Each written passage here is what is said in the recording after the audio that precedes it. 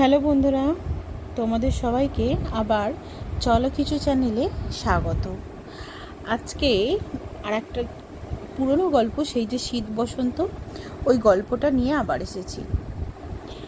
বন্ধুরা, তোমরা যারা আগের গল্পটা, এই গল্পের আগের অংশটা শুনেছো, তারা আরেকবার এই পরের অংশটা এবার শোনো।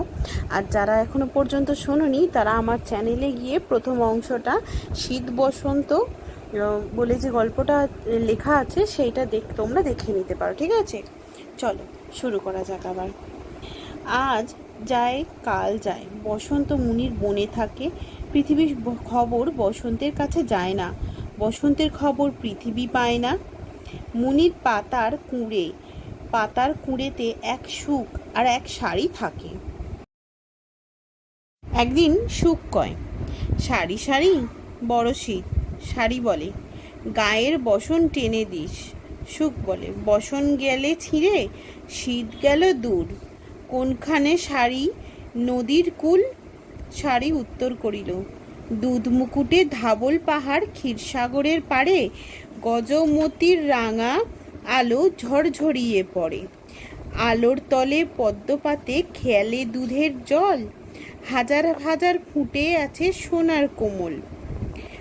সুখ কহিল, সেই সোনার কোমল, সেই গজমতি কে আনবে তুলে, কে পাবে রূপবতী? শুনিয়া বসন্ত কহিলেন, সুখসারি মেসোমাসি, কি বলছিস বল, আমি আনবো গজমতি সোনার কোমল। সুখ শাড়ি বলল, আচ্ছা বাছা, পারবি? বসন্ত বলিল, পারিব না কেন? পারিব না তো কি? সুখ বলিল, তবে মুনির কাছে গিয়া ত্রিশূলটা চা। শাড়ি বলিল, শিমুল গাছে কাপড় চোপড় আছে, মুকুট আছে, তাই নিয়ে যা।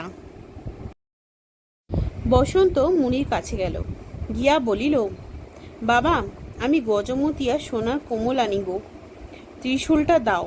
মুনি ত্রিশূল দিলেন। মুনির পায়ে প্রণাম করিয়া ত্রিশূল হাতে বসন্ত শিমুল গাছের কাছে গেলেন। গিয়া দেখেন শিমুল গাছে কাপড় চোপড়, শিমুল গাছে রাজমুকুট। বসন্ত বলিলেন, হে বৃক্ষ, যদি সত্যিকারের বৃক্ষ হও তো তোমার কাপড় চোপড় আর তোমার রাজমুকুট আমাকে দাও।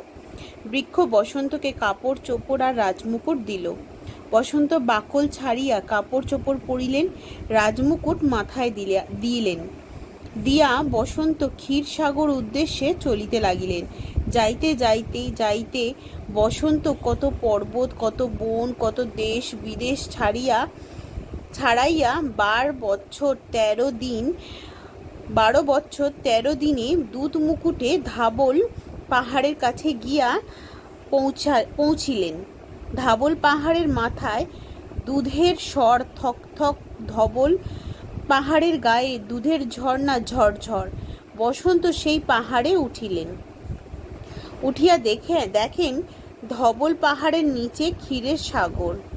ক্ষীরের সাগরে ক্ষীরের ঢেউ ঢল ঢল করে, লক্ষ হাজার পদ্ম ফুল ফুটে আছে ধারে। ঢেউ থই থই সোনার কোমল, তারই মাঝে কি দুধের বরণ হাতির মাথে গজমতি। বসন্ত দেখিলেন চারিদিকে পদ্ম ফুলের মধ্যে দুধবরণ হাতি দুধের জল ছিটাইয়া খেলা করিতেছে। সেই হাতির মাথায় গজমতি। সোনার মতন, মণির মতন, হীরার মতন গজমতির জলজলে আলো ঝরঝর করিয়া পড়িতেছে। গজমতির মাথার আলোতে ক্ষীরসাগরের হাজার চাঁদের মেলা। পদ্মের বনে পাতে পাতে সোনার কিরণ খেলা। দেখিয়া বসন্ত অবাক হইয়া দাঁড়াইয়া রহিলেন। তখন বসন্ত কাপড় চোপড় কষিয়া হাতের ত্রিশূল আঁটিয়া ধবল পাহাড়ের ওপর হইতে ঝাঁপ দিয়া গজমতির ওপরে পড়িলেন। অমনি ক্ষীরসাগর শুকাইয়া গেল, পদ্মের বন লুকাইয়া গেল। দুধবরণ হাতি এক সোনার পদ্ম হইয়া জিজ্ঞাসা করিল, কোন দেশের রাজপুত্র, কোন দেশে ঘর? বসন্ত বলিলেন, বনে বনে বাস, মুনি আমার কোমর। পদ্ম বলিল, মাথে রাখো গজমতি সোনার কোমল বুকে, রাজকন্যা রূপবতী ঘর করুক সুখে। সোনার বসন্ত সোনার পদ্ম তুলিয়া বুকে রাখিলেন, গজমতি তুলিয়া মাথায় রাখিলেন। রাখিয়া ক্ষীরসাগরের বালুর ওপর দিয়া বসন্ত দেশে চলিলেন। অমনি ক্ষীরসাগরের বালুর তলে কাহারা বলিয়া উঠিল, ভাই ভাই, আমাদিগকে নিয়ে যাও। বসন্ত ত্রিশূল দিয়া বালু খুঁড়িয়া দেখেন যে যে সোনার মাছ লইয়া বসন্ত চলিলেন। বসন্ত যেখান দিয়া যান, গজমতির আলোতে দেশ উজ্জ্বল হইয়া ওঠে।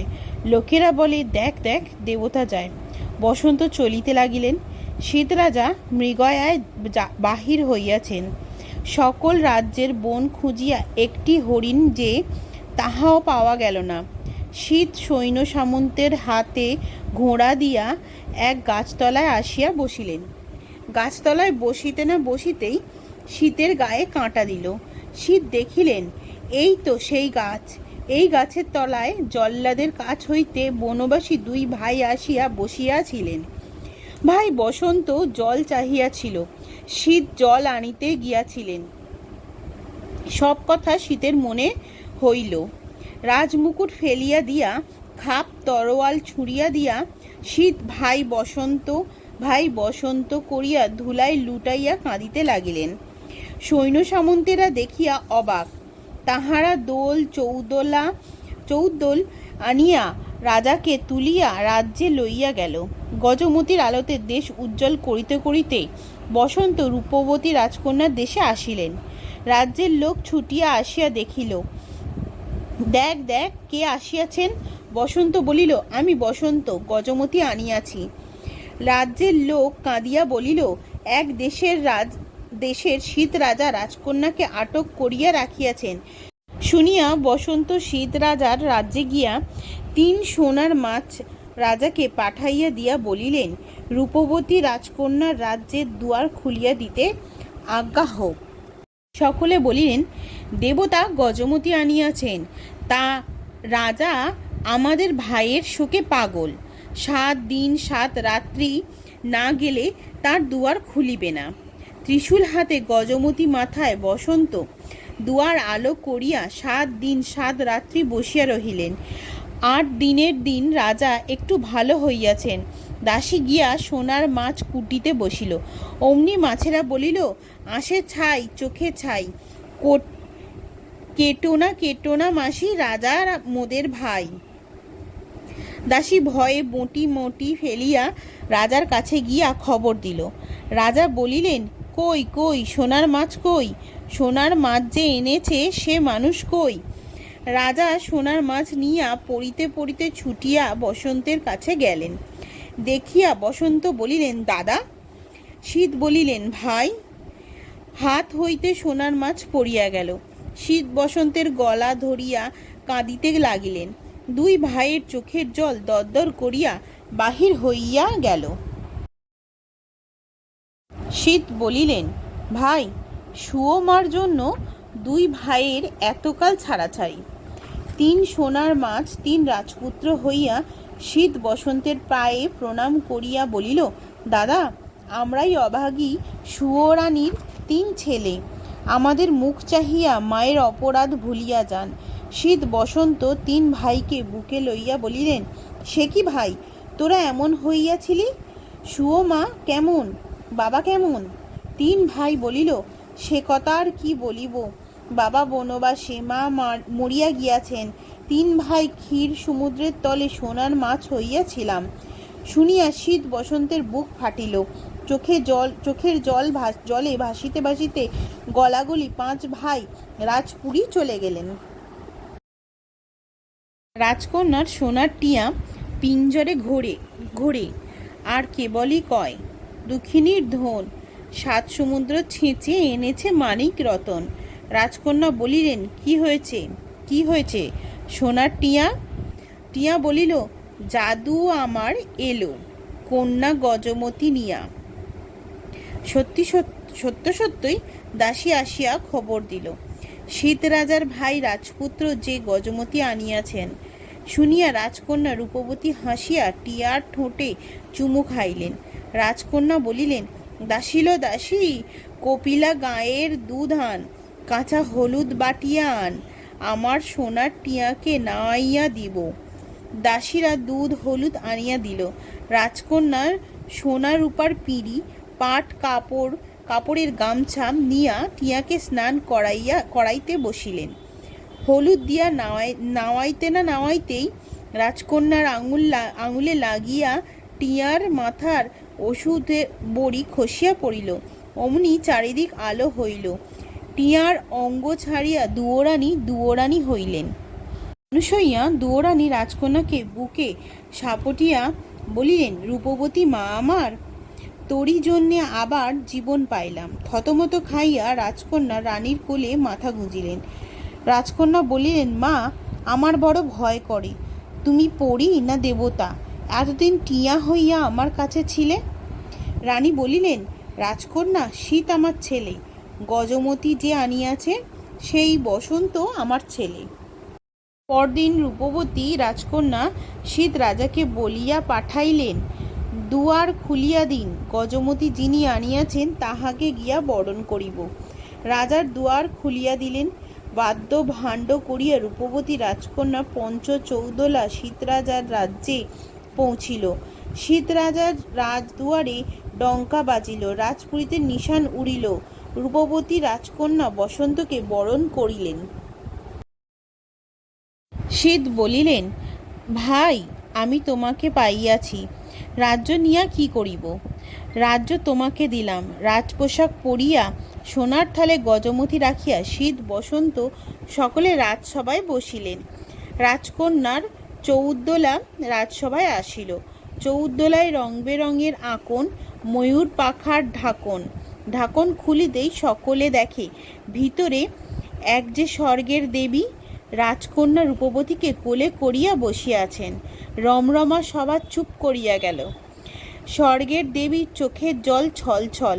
রাজকন্যাকে চুমু খাইয়া চোখের জলে ভাসিয়া স্বর্গের দেবী ডাকিলেন, আমার শীত বসন্ত কইরে? রাজ সিংহাসন ফেলিয়া শীত উঠিয়া দেখেন মা, বসন্ত উঠিয়া দেখেন মা। সুয়োরানীর ছেলেরা দেখেন এই তাদের দুয়ো মা। সকলে পড়িতে ছুটিয়া আসিলেন। তখন রাজপুরীর সকলে একদিকে চোখের জল মোছে, আর একদিকে পুরী জুড়িয়া বাদ্য বাজে। শীত বসন্ত বলিলেন, আহা, এই সময় বাবা আসিতেন, সুয়োমা থাকিতেন। সুয়োমা মরিয়া গিয়াছে, সুয়োমা আর আসিল না। সকল শুনিয়া বনবাস ছাড়িয়া রাজা আসিয়া শীত বসন্তকে বুকে লইলেন। তখন রাজার রাজ্যেও ফিরিয়া আসিল। সকল রাজ্য এক হইল। পুরী আলো করিয়া রাজকন্যার গলায় গজমতি ঝলমল করিয়া জ্বলিতে লাগিল। দুঃখিনী দুয়োরানীর দুঃখ ঘুচিল। রাজা, দুয়োরানী, শীত বসন্ত, সুয়োরানীর 3 ছেলে, রূপবতী রাজকন্যা সকলে সুখে দিন কাটাইতে লাগিলেন। তাহলে বন্ধুরা, আজকে এই পর্যন্তই, গল্পটা এখানে শেষ করলাম। তোমাদের যদি ভালো লাগে তাহলে অবশ্যই লাইক করো, শেয়ার করো, আর তোমাদের মতামত জানিও কমেন্ট বক্সে। ঠিক আছে, ভালো থেকো।